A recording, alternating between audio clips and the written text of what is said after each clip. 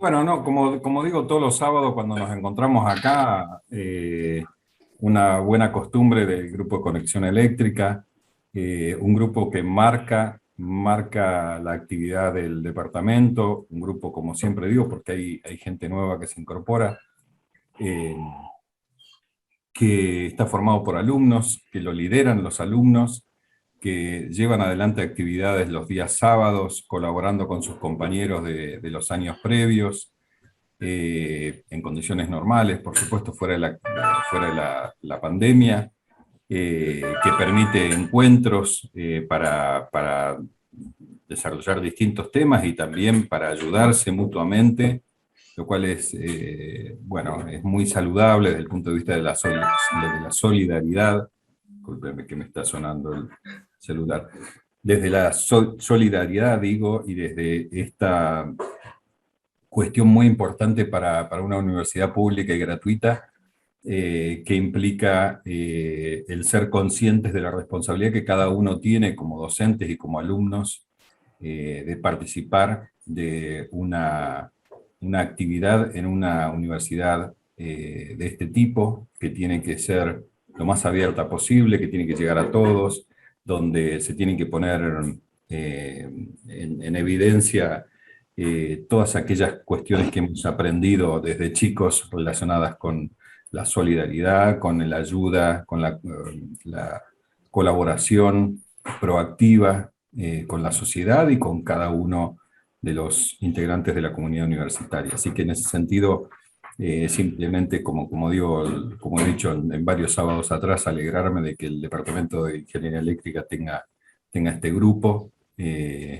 Y bueno, y en el cual los docentes aportamos lo que podemos, aportamos lo mejor de nosotros también para que sigan adelante, motivándolos e impulsándolos a seguir con nuevas actividades. Hoy una actividad súper interesante y claramente, digamos, oportuna desde el punto de vista que se está trabajando fuertemente en el sistema universitario sobre las competencias y sobre la enseñanza orientada al alumno, digamos, de manera de desarrollar no solo sus saberes, sino sus capacidades para hacer.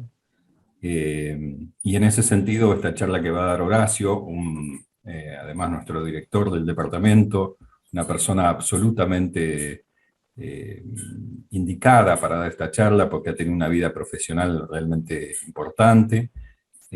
Así que, bueno, yo creo que solamente queda disfrutar de la charla y desearles a todos, bueno, claramente un buen fin de semana y que aprovechen este rato de buen conocimiento que nos va a dar seguramente Horacio. Así que un saludo a todos y escuchamos a Horacio. Muchas gracias.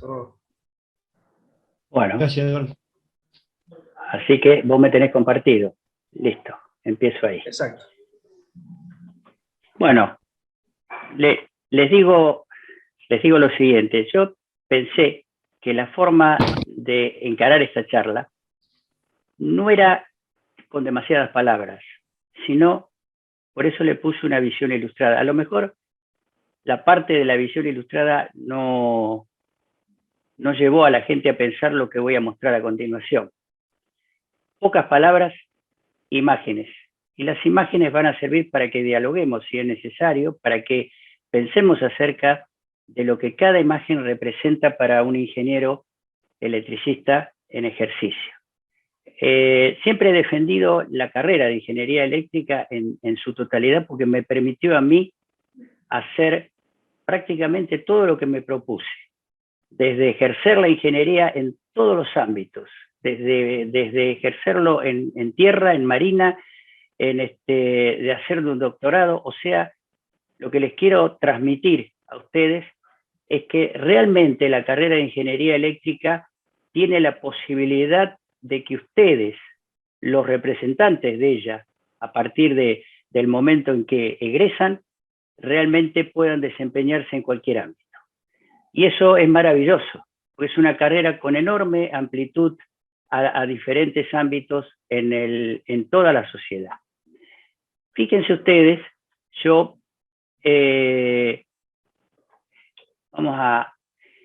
Las pocas palabras que puse están al principio, pero esto es muy simple.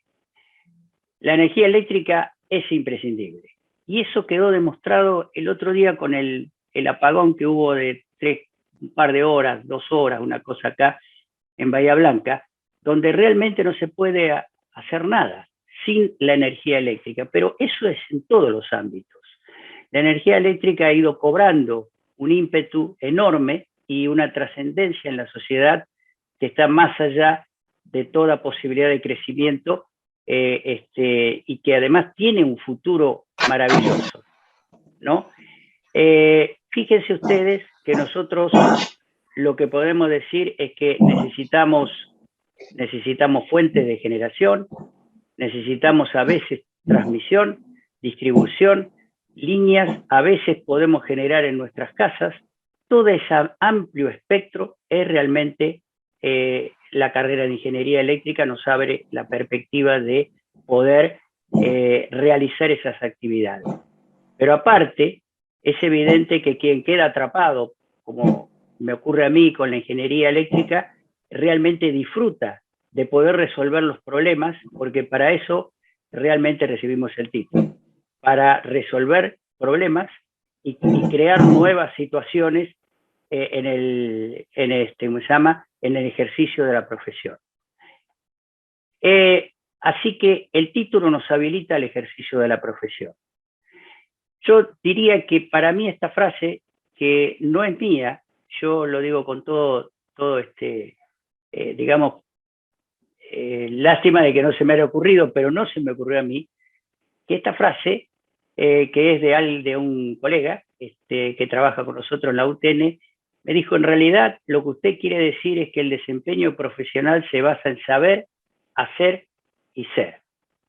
Sí, señor, es lo que quiero decir. Lástima que no se me ocurrió a mí esta frase porque realmente es genial. Ser competente, emplear saberes cognitivos, conceptuales, con actitudes humanas y profesionales. Saber actuar, saber resolver problemas, saber ser creativo, saber ser resiliente. Por lo tanto, incluye tanto las actividades reservadas como los alcances del título y las competencias. Acá viene la idea. ¿Qué son las actividades reservadas? Antiguamente nosotros a esto lo llamamos incumbencia. En un colegio de ingenieros lo llamamos incumbencia, es incumbencia de tal carrera, es incumbencia. Hoy en día nosotros podemos diseñar, calcular, proyectar sistemas de generación, transmisión, conversión, distribución, utilización de la energía, sistemas de control, automatización y sistemas de protección eléctrica. Proyectar, dirigir, controlar la construcción, operación y mantenimiento de lo anteriormente mencionado. Ahora, ¿cuáles son? Estas son las actividades reservadas. Que hoy en día, actividades reservadas más alcance del título y a mi criterio competencias, sumadas a la ética profesional, producen un ingeniero egresado que va a ejercer la ingeniería según lo requiere la sociedad. Alcances del título de ingeniero electricista. Fíjense ustedes, esto menciona claramente lo que podemos hacer y esto menciona para lo cual está capacitado. Acá, al mencionar la palabra capacitado, nos está dando la idea de que en realidad las competencias son justamente la capacitación.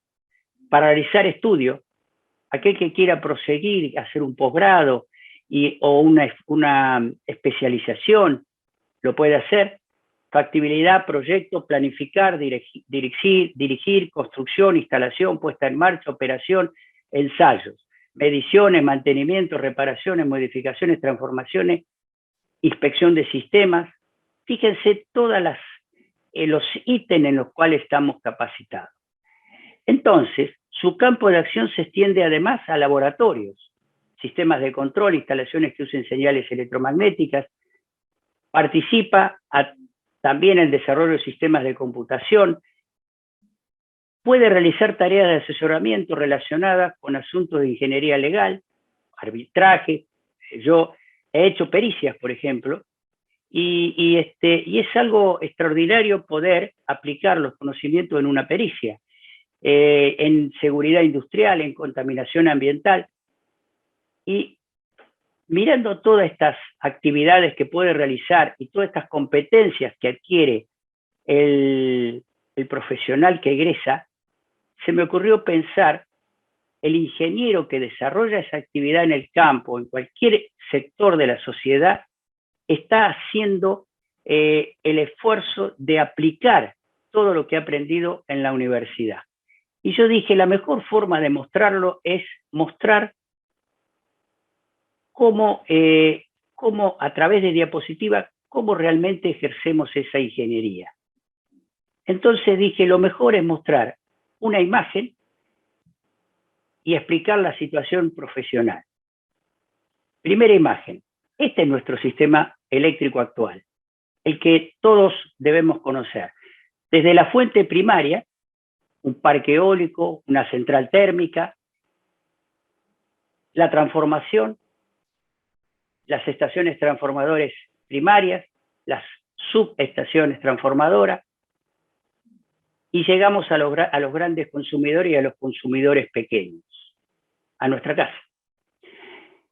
Vemos que podemos imaginar centrales de mucha potencia, como por ejemplo el otro día en el apagón, 300 megas de potencia eólica desaparecieron del sistema.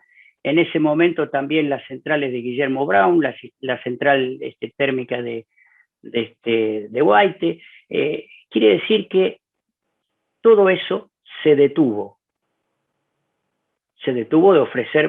de ser una fuente. Nosotros necesitamos transportar energía a distancia, lo hacemos a través de líneas de 500 kilovolts, lo hacemos a través de líneas de 132, a líneas de 33, líneas de... Y entonces dije, lo mejor es mostrar cómo es la red eléctrica futura. ¿Qué esperamos para el futuro? Si esta es la actual, ¿qué es esto? Bueno, acá se puede ver que la generación tradicional es probable que siga, pero van a aparecer nuevos sistemas de generación. Yo creo que la mejor forma de hablar de esos sistemas sería yo me autogenero. ¿Y cómo me autogenero? Teniendo una fuente de generación en mi casa, con lo cual contribuyo al sistema de distribución total. Quiere decir que sería una nueva fuente de energía, pero a través del hogar de cada uno de nosotros, los que queramos generar, y eso contribuirá no solamente a nuestra vivienda, sino que contribuirá a la totalidad de la distribución urbana y rural. Conclusión, yo paso a ser una fuente, pero con una ventaja. Soy la fuente soy la fuente generadora y el consumidor al mismo tiempo. No necesito la transmisión, y la transmisión se puede entonces utilizar para otro tipo de consumos. Pensé, veamos la centralizada y analicemos fundamentalmente dónde cada profesional ejerce su función. Fíjense, vimos 3 diapositivas y ya sabemos. Hay gente que va a estar en las centrales, hay gente que va a estar en las líneas de transporte, hay gente que va a estar en las líneas de distribución y hay gente que va a atender el sistema de bajos consumidores. Quiere decir que el profesional va a ejercer su profesión en distintos ámbitos y en esos ámbitos tiene muchísimo trabajo para desarrollar, como vamos a ver más adelante. Fíjense ustedes, nosotros tenemos desde centrales hidráulicas, termoeléctricas, energía alternativa, transporte, el transporte en 500 kilovolts. ¿Puede el profesional de la UTN desarrollar actividades allí? Por supuesto. Tengo alumnos que son los que me proveen muchas de las fotos que hoy van a ver. Esos alumnos están trabajando en líneas de 500 kilovolts, están trabajando en centrales. Muchísimos de los alumnos de la UTN están trabajando en centrales. Uno dice, estos están mencionados en las actividades que puede desarrollar un profesional. Sí. Las competencias para esto, ¿podemos adquirirlas? Las competencias se tienen que adquirir. El mejor ejemplo es que la gente que está trabajando lo hizo. Eso quiere decir que la profesión es una enseñanza continua. El profesional aprende permanentemente. A veces, yo que he podido hacer una carrera de posgrado, he tenido una discusión sobre la vigencia del ingeniero en cuanto a que no haya seguido una carrera de posgrado. Y yo le digo, él también investiga. Cada vez que tenemos un nuevo desafío, el profesional investiga cómo solucionar ese desafío, cómo ver si alguien ya se enfocó en ese tema y lo resolvió. En otras oportunidades, el profesional lo resuelve él solo. Y yo he podido ver eso en acción. En las máquinas eléctricas están en todos los sectores. Entonces uno dice, ¿también vamos a tener profesión en la parte industrial? Por supuesto. En la elección, yo acabo de elegir el transformador para una bomba a la cual también elegí el motor. ¿Qué quiere decir? Que elegí el transformador, el motor, y la bomba, yo sé cuál bomba va a ser, porque la única bomba que podría ser para ese sector es esa. Ustedes dicen, ¿cómo fue que usted terminó haciendo eso? Fácil. Cuando empecé a trabajar en Corfo Río Colorado. Así que aprendí sobre riego. Quiere decir, tomar un ingeniero electricista, ¿para qué? Y para esa actividad, para que les enseñara cómo poder trasvasar canales, cómo poder regar por goteo, qué bomba había que usar, qué motor. Fíjense, yo era recién egresado.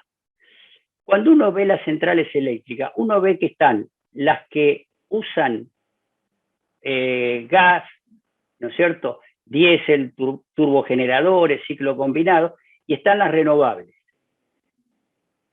Dentro de las competencias profesionales, ambas podemos decir que están encuadradas en nuestra actividad. Fíjense, parques eólicos. Todo lo que hace a un generador eólico es información que nosotros manejamos. Ustedes dicen, los nuevos también, los nuevos también. Los nuevos generadores también, los nuevos generadores también. Los nuevos fotovoltaicos, los nuevos fotovoltaicos. Hidroeléctricas, sí señor. Tanto las hidroeléctricas como las hidrocinéticas. Entonces uno ve que el profesional tiene la posibilidad de desarrollar actividades en estos ítems. Estas son centrales. Pero si ahora hacemos una vista total de los recursos, uno dice, ¿los recursos se aprenden en la universidad? La profesión nos manifiesta la posibilidad de analizar los recursos. Y si no analizamos el recurso, ¿cómo podríamos analizar el resto de las actividades que se llevan a cabo en hidroeléctrica? Por ejemplo, caudal mínimo, el caudal medio, cómo medir el caudal. Todo esto, sí, es de una actividad más profunda de la ingeniería, pero la tenemos que hacer porque como ingenieros eléctricos nos van a pedir respuestas. En las termoeléctricas también ustedes dicen, ¿la máquina primaria la estudiamos? Por supuesto, si no estudiamos la máquina primaria, ¿cómo podemos cumplir con todas las condiciones que se requieren, por ejemplo, para la conexión de un parque eólico, una termoeléctrica, a la red general que CAMESA nos pide? Si no podemos interpretar los protocolos de CAMESA, es imposible que podamos cumplir con ellos.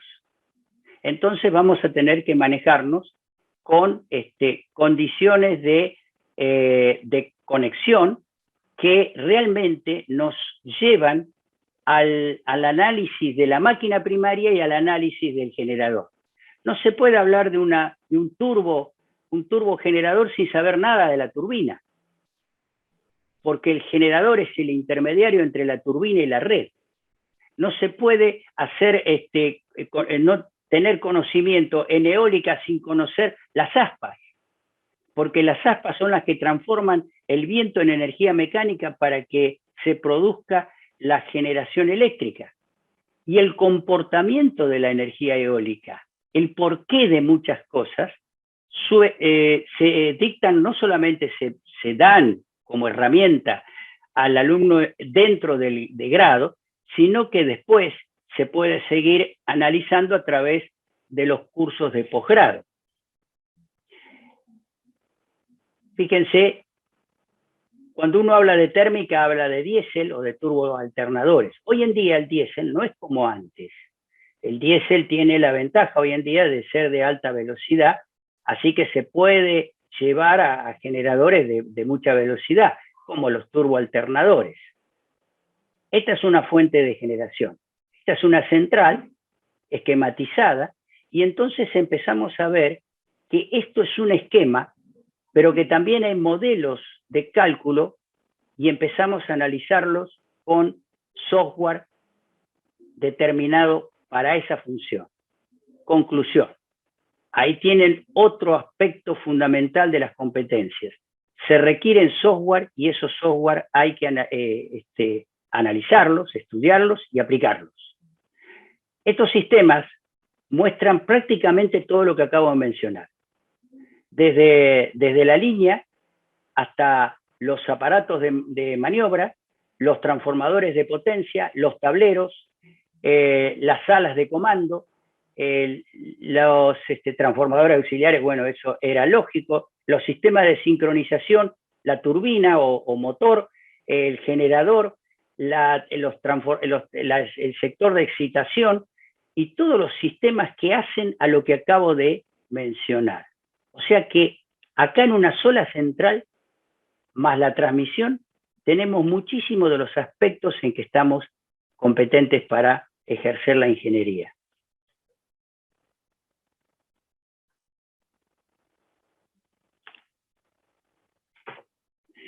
Fíjense una turbina de vapor. Uno dice, no somos especialistas en turbina de vapor, pero la tenemos que estudiar.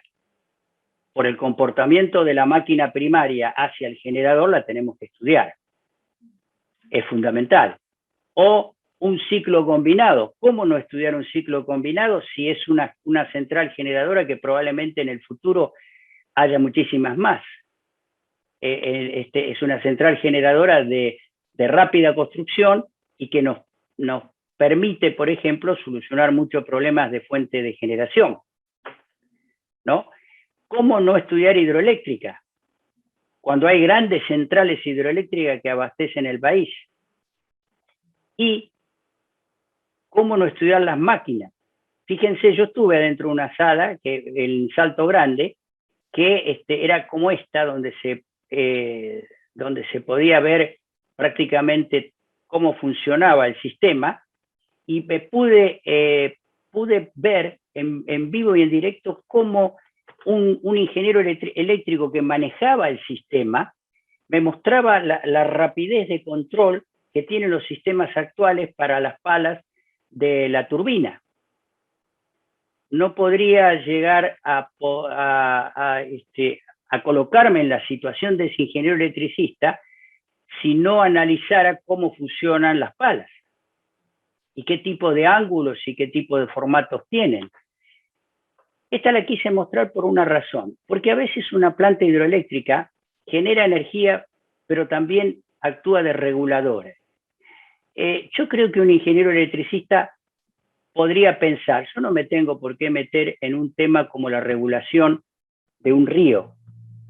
Sin embargo, a medida que estudia, se va compenetrando de que muchas cosas están asociadas al título de ingeniero eléctrico, que es competencias que no me explicaron, pero que yo me doy cuenta y además las puedo entender rápidamente gracias a mi preparación previa.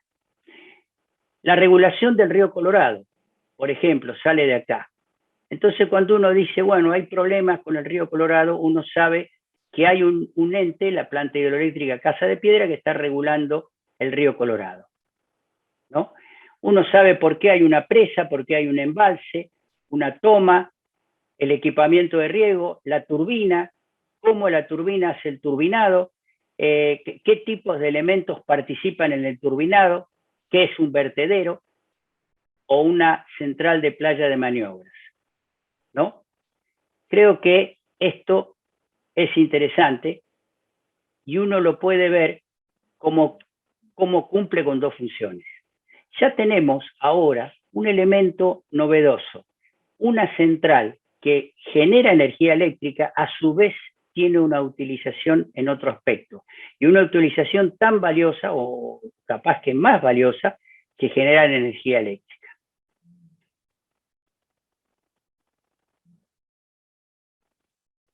Fíjense ustedes, acá tienen la sala de comando, y entonces cuando uno ve la sala de comando empieza a ver que un ingeniero electricista estaría en su salsa acá. Estaría en su salsa porque a donde le presentan todas las pantallas, él interpreta todo lo que está ocurriendo en la estación transformadora, lo que está ocurriendo en la zona de embalse de líquidos, lo que está ocurriendo en el turbinado y lo que está ocurriendo en la generación.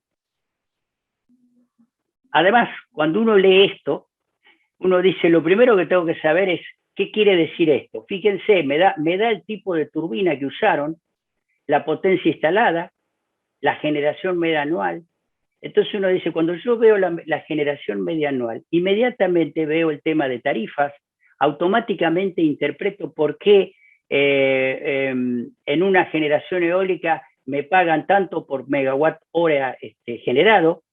Me dice la masa del peso del grupo rotante, el diámetro del rodete, el diámetro del rotor, y uno dice, ¿todo esto sirve? Sí, señor, sirve.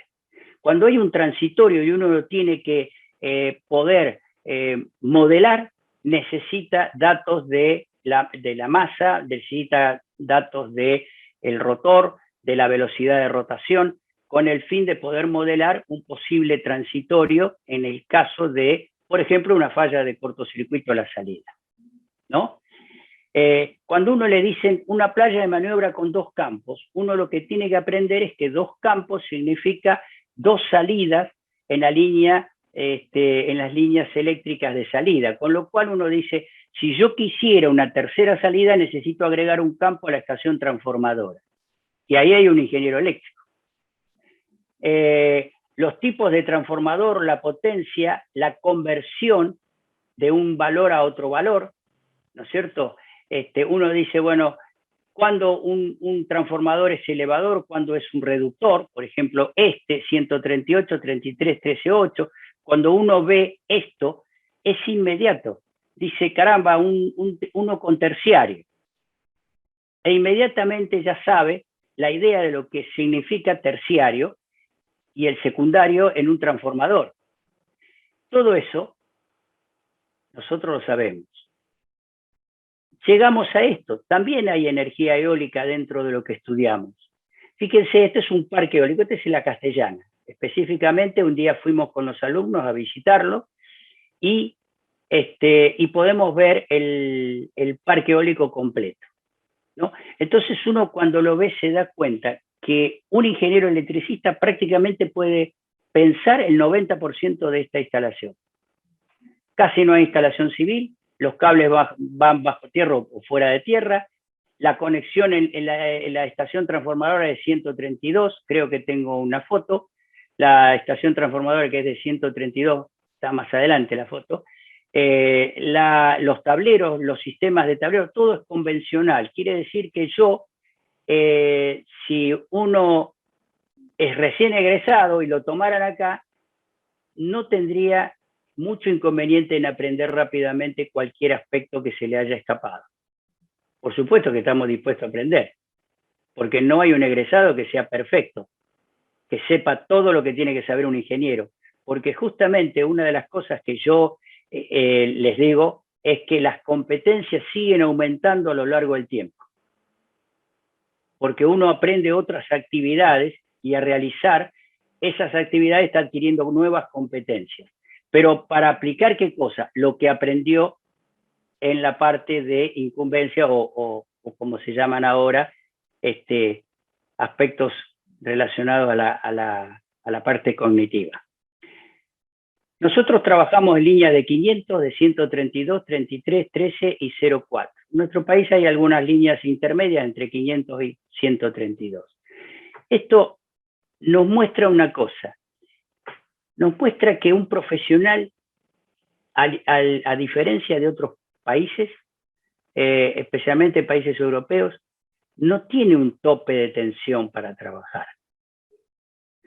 Yo he encontrado que cuando montamos un parque eólico, el montador me pregunta, me dice, ¿usted está habilitado hasta qué tensión? No, le digo, yo 500 kilovolts no tengo problema. Y me dice, nosotros no, dice, nosotros no podríamos asesorarlo a usted respecto al montaje del sistema de seccionamiento de hexafluoruro de azufre, que era lo que traía el equipo. Me dice, no lo podríamos asesorar. Porque yo le había dicho, ¿me da una manito? Me dijo, no, no puedo, no estoy habilitado. Y ahora le voy a explicar por qué, porque es una anécdota muy interesante. Nosotros en más o menos media hora vimos cómo se armaba el seccionador en hexafluoruro de azufre. Traía todas las piecitas separadas y salvo la parte compacta que venía, pero todo lo demás lo tenía que armar yo. Me mostraron, se arma así, y yo dije, bueno, no alcancé ni a ver mucho, pero bueno, dije, cuando llegue allá, miro el manual. Y abrí el manual, y el manual tenía una figura desarmado, una figura medio armado y una figura terminado. Y dije, estoy frito. ¿Cómo hago ahora? No dice nada esto. Bueno, me senté en el suelo, tomé las piezas y lo armé. Hasta ahora es el día de hoy que no se desarmó ni le pasó nada, funcionó siempre. Así que evidentemente lo armé bien. Y dije, caramba, ¿cuándo aprendí yo a armar una cosa de esta? Nunca, nunca. Pero evidentemente me habían dado las competencias para yo entender cómo armarlo, porque lo armé. Si no, no hubiera podido armarlo. Y a mí lo que me dio gracia es cuando yo, confiado en el manual, ¿no? Cuando lo abrí, vi las 3 figuras y nada más, y eso era todo lo que decía, casi me caigo de espalda. Entonces le pedí ayuda al montador. El montador no podía, porque no me podía ni siquiera dar un consejo. Lo único que me dijo fue, lo felicito, me dijo, y se fue. Bueno, entonces uno dice, un ingeniero electricista, ¿puede armar esto? Bueno, yo le digo que probablemente en el futuro alguna charla la dé este ingeniero electricista que arma esto, que es Gabriel Orellano. Lo tengo que mencionar porque él me ha ayudado mucho en cuanto, los alumnos me ayudan mucho a mí, los alumnos, los egresados, los que ya se fueron, siempre se acuerdan de mandarme alguna foto rara o alguna cosa especial porque realmente saben que me apasiona y que eso yo después lo divulgo y lo muestro, ¿no? Tengo de todo, es impresionante la cantidad, aparte me consultan, gracias a Dios, todavía. Fíjense, acá vemos una línea de 132, la línea de 500, entonces uno dice, todo esto, un ingeniero electricista lo entendería perfectamente. ¿Se atrevería a montarlo? Sí, y no es fácil. Le aclaro que la parte de montaje de línea de 500 kilovolts es muy compleja, porque esta estructura, y ahora le voy a mostrar algunas cosas de la estructura esa, al final, en las últimas diapositivas lo van a ver. Bueno, ahí tiene una línea de 132. Uno dice, ¿esta es sencilla? Sí, esta la calcula directamente un ingeniero electricista. Esta, la parte de estructura, la calcula un estructurista. Entonces ahí requiere, por eso la función de equipo es fundamental. Pero esto sí lo calcula un ingeniero electricista. El poste, los 2 postes, los vínculos, la cantidad de vínculos, los aisladores que ven ustedes acá, estos aisladores que se ven acá, muy claritos, tiene un cálculo eléctrico. El empotramiento, el cálculo del empotramiento también lo hace un ingeniero electricista. Quiere decir, y esta línea que está acá abajo, que es de 13.200, la que se ve acá abajo, coplanar de madera, también la calculó un ingeniero electricista. Completa. Ahí tiene una línea de 33. Elegí postes de estos tipos porque son más vistosos, pero no se van a creer que son todos postes de este tipo. Pero este poste, por ejemplo, tiene su historia. Fíjense, hay un apunte que yo tengo que dice, ¿qué ve un ingeniero electricista? Un ingeniero electricista ve maleza, lo mismo que ven ustedes, arbolito, un poste de retención doble y una salida hacia un lado y una salida hacia el otro.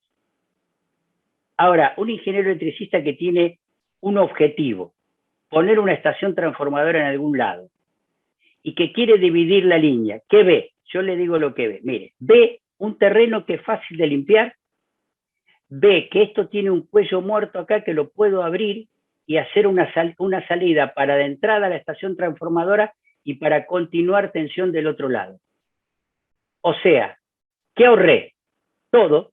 Me ahorré toda la entrada, porque yo saco de acá la línea y voy adentro de la estación transformadora, vuelvo a salir y salgo por este lado. Y ya tengo la conexión hecha. Y si quiero poner un seccionamiento, lo pongo en el mismo poste. O sea, el ingeniero electricista no solo piensa en el poste en sí, en el cálculo del poste en sí, sino en qué utilidad me podría prestar a mí para hacer algo. Y acá, hoy en día, si pasan y van para Escazú, unos 600 metros antes de la entrada van a ver una estación transformadora y van a ver este poste. Elegido especialmente para poder meter una estación transformadora acá. Saben que acá había una laguna. ¿Qué ve un ingeniero? Ahí ve la estación transformadora, no les quepa la menor duda. Este es un poste simple de seccionamiento coplanar, pero en hormigón. Uno dice, ¿tiene algún misterio esto? La atadura.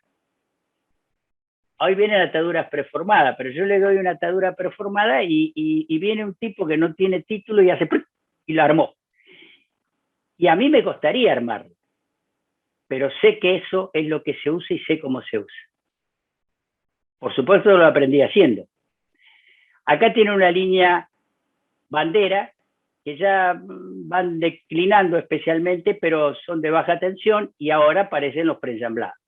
No dice, el preensamblado es sencillo. Miren, preensamblado es sencillo, pero tiene sus cosas. Por ejemplo, las bajadas son con morcetería especial. Esto se puede poner en el frente de las viviendas. Ustedes pueden ver acá muy ordenado, pero lo primero que le van a preguntar es, ¿dónde van los postes? ¿Cuál es la ubicación de los postes? ¿No? Acá tienen, por ejemplo, un terminal con todo. Entonces viene el del cable y dice, ¿puedo colgarme del poste suyo? A mí me ha tocado calcular muchísimos postes, soportes, donde va a llevar no solamente el preensamblado, sino que además va a llevar cables de televisión, cables, un montón de cables más. Y ustedes tienen que calcularlo y decirle no, imposible o sí, es posible. Por ejemplo, el alumbrado público. ¿Ustedes creen que el tipo que hizo el sistema de la farola de alumbrado público la diseñó para colgar cable? No la diseñó para colgar cable. Hay que demostrarlo. Bueno, a mí me ha tocado hacerlo varias veces. Esto es en vivienda. Entonces uno dice, esto es fácil. Yo no tengo mucha ingeniería que hacer. Yo cuelgo esto acá, lo pongo acá. Sí, cuando le rajaron la pared al tipo, no va a ser tan fácil. Hay que saber hacerlo.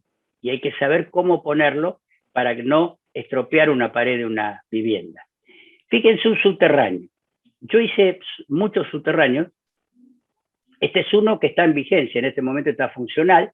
La verdad, tiene ya 20 años y nunca le pasó nada, ¿no? Gracias a Dios, se hizo bien, se calculó bien el cable.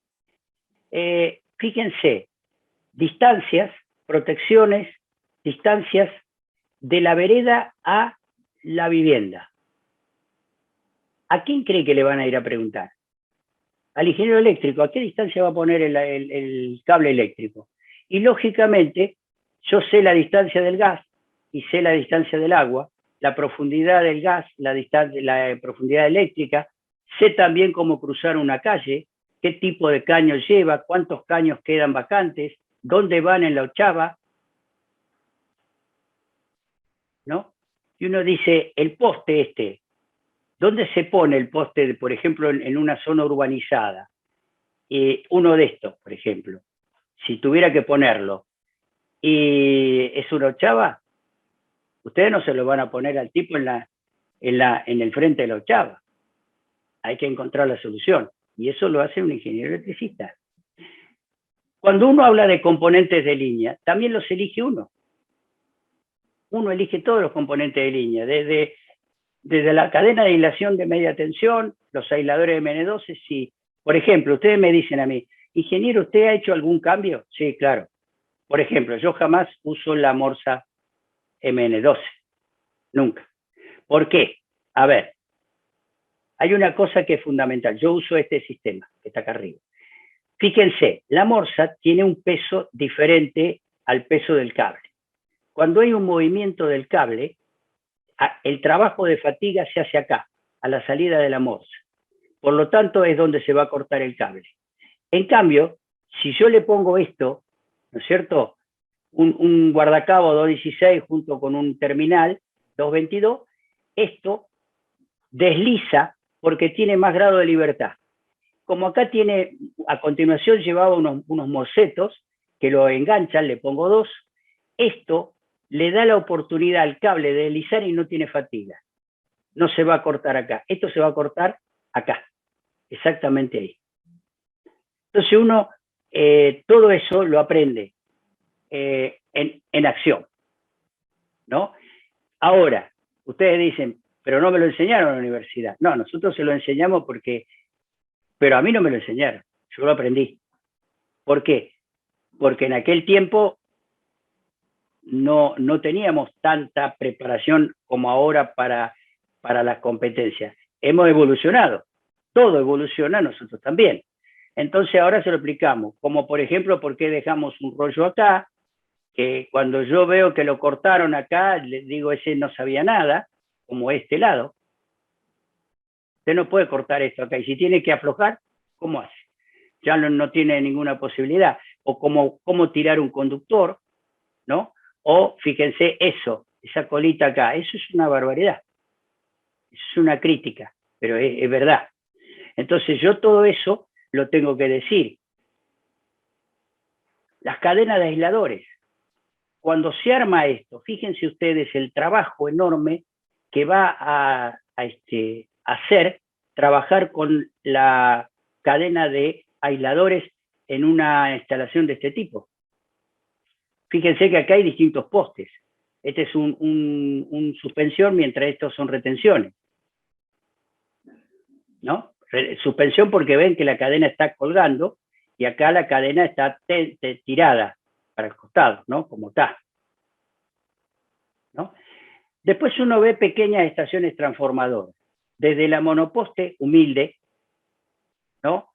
Hasta el pórtico. Entonces uno dice, monoposte, sí, hasta 63 kVA va monoposte.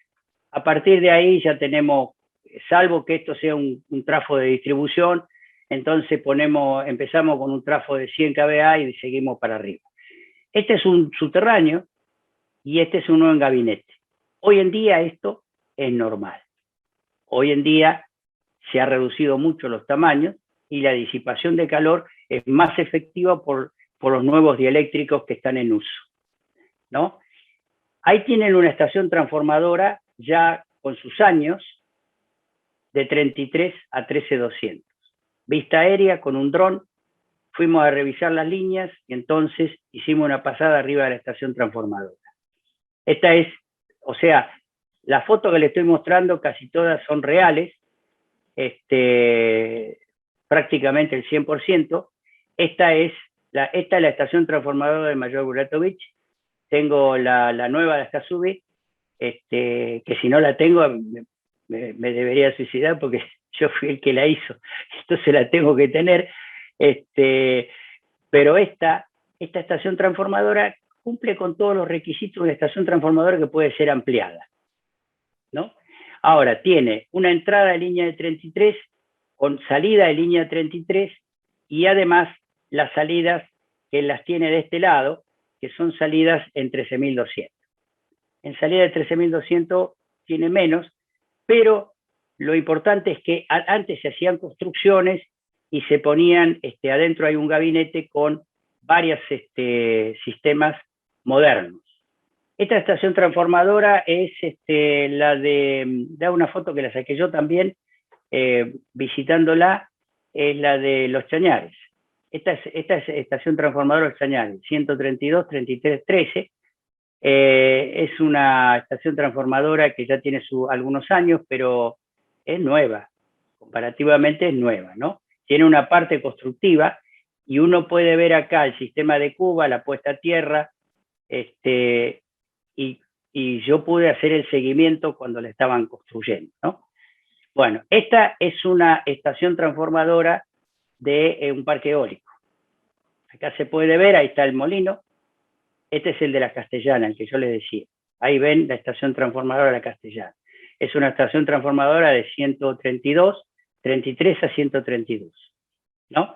Son diferentes porque no tienen muchos campos. De entrada tienen los campos de los transformadores, de los generadores que están, digamos, más o menos distribuidos cada 6, 7, 8, 9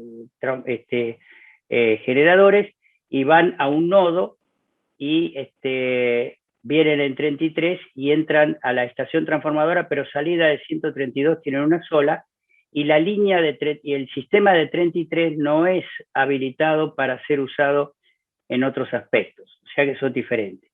Esta es una estación transformadora de 500 kilovolts, la del nodo de Corti, por ejemplo, y este es el autotrafo, creo que es, que está en el nodo de Corti, de 500 kilovolts. Entonces uno puede ver hasta ahora todo lo que un ingeniero eléctrico puede realizar. Y no hemos visto nada, porque uno dice, hasta ahora lo que nos mostró son líneas centrales. Está bien, ya es bastante, no, es poco. Porque uno dice, ¿y generación distribuida? ¿Y cómo no vamos a saber de generación distribuida? ¿Cómo no vamos a saber de un panel fotovoltaico, de la colocación de energía eólica en el techo? Yo les puedo decir hasta dónde se coloca el generador eólico en un edificio, para no estropear el edificio y para agarrar bien el viento. La forma del comportamiento del viento en la parte superior del edificio, en una lomada, en un playón, en una parte, y uno dice, ¿y los fotovoltaicos tienen algún misterio? El misterio más importante, a mi criterio, es, yo tengo que saber cómo agruparlos, cada cuánto voy a poner los onduladores, cómo va a ser ondulador, cómo lo voy a llevar esa energía, cuántos metros de transporte tengo sin tener demasiada pérdida en el medio de transporte, y la estructura del montaje, que es necesario aprender a hacerla porque esta es una zona de viento y de pronto la estructura puede ser importante para que no se me rompa el sistema, para que no me vuele el parque solar, así de simple. Bueno, acá tienen entonces nuestro futuro. Nuestro futuro es que va a convivir los sistemas centralizados con los sistemas de generación distribuida, pero la generación distribuida va a tener redes propias. Esa red va a englobar una distribución de la generación entre los distintos aportantes que van a ser seguramente hogares, ¿no? Va a tener un sistema de coordinación de control, tiene que tener un sistema de conectividad, un sistema de medición, de entrega de energía a la red y de toma de energía de la red, porque vamos a tener que intercambiar energía con la red existente. Después, un ingeniero, ¿puede o no trabajar en mantenimiento de sistemas eléctricos? Sí, en todos los sistemas donde sea industrial, donde estemos trabajando en centrales, en redes, en tableros, podemos entender y aplicar los mantenimientos preventivo, correctivo y predictivo. Ustedes me preguntan, por ejemplo, a mí me dice, ¿usted qué mantenimiento aplica en la cooperativa eléctrica? Mire, el tema es así. El mantenimiento está fuertemente asociado a la parte económica. ¿En qué sentido? Si yo quisiera hacer un mantenimiento predictivo, debería ir a tomar muestras de aceite permanentemente a los transformadores para poder verificar la presencia de gases, con lo cual me daría lo que ahora vamos a ver. me daría la oportunidad de determinar si este transformador me conviene sacarlo, hacerle un mantenimiento. Entonces, pero cuando uno analiza eso, uno dice, en una electrificación rural hay un 90% o un 80% de transformadores pequeños. En total yo tengo más de 550 transformadores. Si yo hiciera eso, el dosaje anual o bianual del aceite, el costo entre el transporte, el mantenimiento de las condiciones de transporte, porque no se puede poner en cualquier lugar, y todo eso me saldría tan costoso que no me convendría hacer un mantenimiento predictivo. Entonces opto por un mantenimiento correctivo. ¿Qué significa? Se me rompe un transformador de 5 kVA, pongo uno nuevo, lo mando a fábrica y fábrica me da uno nuevo, nada más que me devuelve la misma cuba. Pinta la cuba y me cobra el 50%. Entonces uno dice, acá hay un aspecto económico. Sí, en el mantenimiento hay un aspecto económico muy importante como lo hay en todo. Si uno hace una estación transformadora y le dice a quien le encarga la estación transformadora que va a hacer todo en oro, el tipo le va a decir, jefe, no lo vamos a poder afrontar, así que dejémoslo de lado. No, el ingeniero es una persona que además tiene conocimientos económicos suficientes para poder evaluar cuándo la inversión se justifica o cuándo no se justifica. Y ese es el asesoramiento que brinda también cuando le dice, vamos a hacer mantenimiento predictivo. Si ustedes me preguntan, ¿yo dónde haría mantenimiento predictivo? Mire, hay una fábrica allá en Ascasubi que tiene 2 motores de 600 kilovatios de potencia, y uno dice, tal vez allí, como los transformadores son de 1 mega 200 cada uno, tal vez ahí haría un mantenimiento predictivo. En el caso nuestro, yo podría hacer un mantenimiento preventivo en el de 400 o 500. Tengo 2 de 800, esos podrían tener mantenimiento predictivo. Hago un preventivo ahí. Entonces uno dice, ¿cómo lo elige? Y lo elijo en base a una serie de datos que necesito y en base a tener estos conocimientos.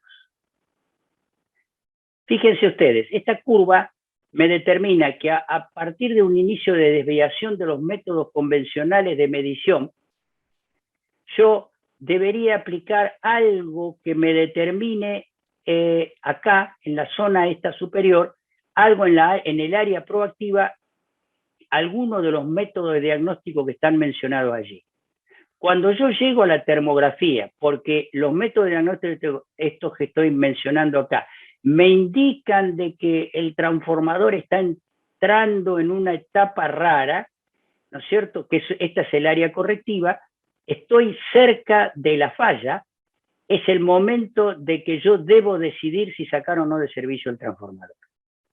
Ustedes pensarán, bueno, a ver, los métodos de diagnóstico, ¿los vamos a aprender? Sí. Y además, todos estos métodos que están acá son métodos que se pueden interpretar fácilmente. Desde el análisis de aceite, el ultrasonido, las descargas parciales o el método acústico, los podemos interpretar perfectamente. Conclusión. Yo les puedo decir que los sonidos a veces, ve acá habla de ruido audible. Cuando el ruido, acá en el ultrasonido, cuando acá empiezan a aparecer fenómenos de muy alta frecuencia, eso significa que dentro del aceite tenemos descargas parciales que ya están empezando a aparecer y deberíamos incentivar el análisis de aceite para ver si el transformador está desviándose o está quemándose algún papel o algún material de otro tipo. Conclusión, esto también es parte de nuestra actividad, el mantenimiento predictivo.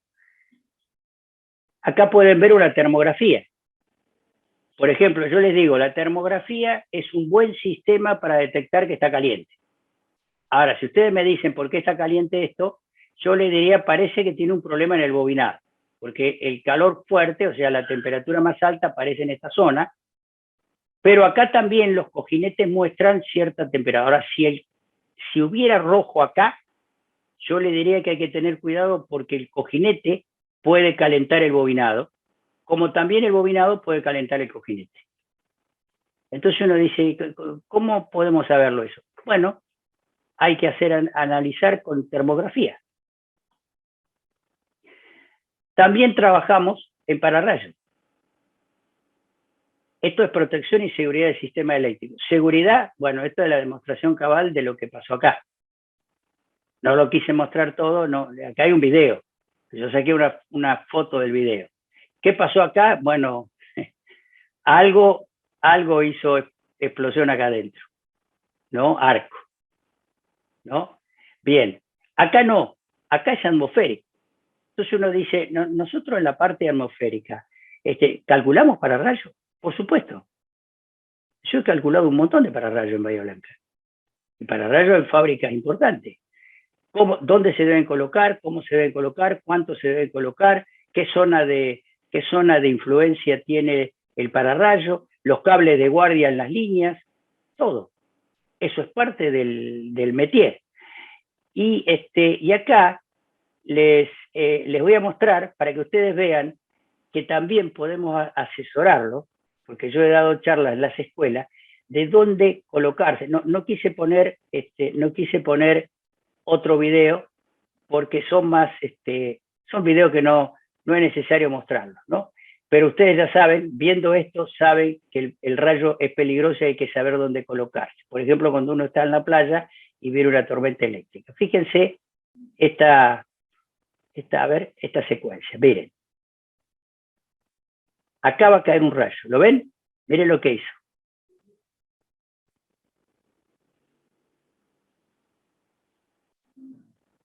O sea que, sí, el rayo es algo que tiene una actividad asombrosa. Les digo una cosa, a mí me apasionan mucho porque son bien eléctricos, tiene toda la pinta de una descarga parcial, de una descarga total o una descarga, y se comporta como se comporta dentro de un aislante una descarga. Eso es lo extraordinario, se comporta igual, de la misma manera. Fíjense, acá hay otro, ¿no? Que, fíjense, ven cómo lo alcanzó. Esto es una camioneta. Ahí se puede ver de cerca, ¿ves? Le cayó directamente arriba de la camioneta. La camioneta tiene cubiertas abajo. Entonces uno dice, ¿cómo hizo? ¿Ven? Ahí está el rayo. ¿Cómo hizo el rayo para alcanzarla? Bueno, yo le voy a decir algo que para mí es impresionante. Yo pude ver una cubierta de un equipo que estaba colocado, trabajaba en la parte de una mina, en Pigüé fue. Y entonces, de pronto, le miro la cubierta y le digo, ¿y ese agujero que hay en la cubierta? Y dice, sí, tocó la línea de 33, pero está aislado.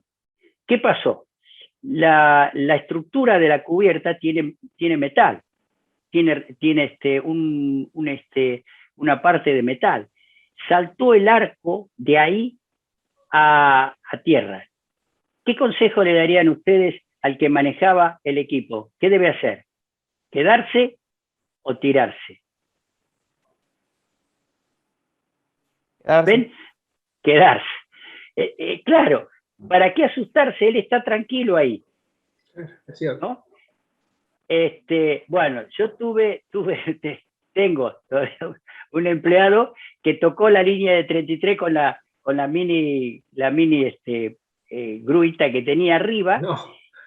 Sí, y el otro se agarró del costado de la camioneta, como se hacía antes, que se paraban ¿cómo se llama? En donde se sube, ¿viste? Se agarró de ahí y cayó. Y saca la cabeza por la ventanilla y le dice, no te hagas el tonto. Y dice, arriba, le decía, arriba. Claro. Estaba tocando la línea de 13.200. Dios. Tuvo suerte. Sí, claro. ¿No? Bueno, ahí tienen ustedes los desafíos de esta profesión. Es interesante ver esto. La nieve y el hielo colapsaron 37 torres de alta tensión. Mire el hielo que había, fíjense el hielo que había, y miren lo que hizo con las torres. Uno mira y dice, caramba, esto no fue calculado por un estructurista. Sí, pero no tiene la culpa el estructurista. ¿El año pasado o el anteaño, Horacio? El año pasado. El año pasado. El año O el pasado anteaño, fue. sí, por ahí Fue el fue. año pasado. No, el año pasado fue Bueno, una tormenta extraordinaria que hubo en el sur sí, de hielo. bueno. Pasó ¿Sabés qué es lo terrible. impresionante de esto? ¿Por qué razón se produjo el fenómeno este? Este fenómeno fue porque se heló la torre. Tengo un video para mostrarles si lo quieren ver. Se heló la torre. Eso no lo tienen todos. Yo lo tengo porque me lo mandan. Un video donde se muestra cómo se heló la torre. Entonces lo primero que hice, dije, Orellano debe saber. Y le hablo por teléfono a Orellano y me dice, ¿sabe qué? Dice, a nosotros nos pasó. El problema es así, cuando se congela la torre, los tornillos se vuelven muy frágiles y cuando hay galopín, el galopín es cuando esto hielo cae. Al caer hace galopín, dice, y destruye la torre, Wow. la desarma. Y le digo, caramba, eso es interesante. Sí. Me dice, sí, nosotros lo vimos, dice, aún sin que sea tan grande como esto, acá fue mucho. Entonces uno dice, el pobre tipo que digamos, calculó esto, no lo calculó mal. No, Lo que claro. pasa es que evidentemente vamos a tener, por eso es un desafío, vamos a tener que empezar a pensar que puede ocurrir eso y que es una función... Claro, es una situación no contemplada en el diseño. Aparte es meteorológica, Claro, es meteorológica. Como esto, esta sí es interesante. Miren. a ver. Está el video, sí. Miren. Uh-huh. Viajó a lo largo. Camina. Es la Ajá. primera vez que uno ve un corto que camina. Sí. Claro. Eso Claro. no me acuerdo la estación. Sí, acá fue en Bahía. No, sí. hay una. Bueno, a mí me pasaron uno igual, pero no me acuerdo. Creo que en La Rioja. Ajá. Que bueno, fue a falta de que estaba el neutro del transformador, no estaba aterrado. Claro, bueno, Entonces hubo rompió el una falla transformador. y bueno, pasó eso. Nosotros, vos lo sabés, nosotros los electricistas tenemos que poner mucha atención en el aterramiento. Uh-huh. Entonces, uno de los temas que vos estudiás, que el otro día hay un equipo, vos estudiás de los pararrayos el aterramiento.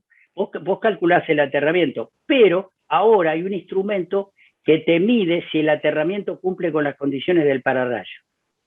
Eso es bueno, porque uno dice, ahora lo voy a poder medir. Tiene una forma de medición muy especial. Lo encontré el otro día y digo, pucha, este es un equipo específico para pararrayos. Exclusivamente es para el aterramiento del pararrayo, pero para cumplir con las normas. Y este es otro desafío, porque yo me imagino lo que pensaría vos o cualquier ingeniero electricista que le pasa esto, ¿no es cierto? Todos sabemos lo que fue, parece una soldadura, es un trafo, ¿no es cierto? Y posteriormente esto va a ser explosión. También sabemos por qué explota, pero el tema es qué pasó para que llegara a esa situación. Porque fíjense que acá se prendió fuego el aceite, ¿no?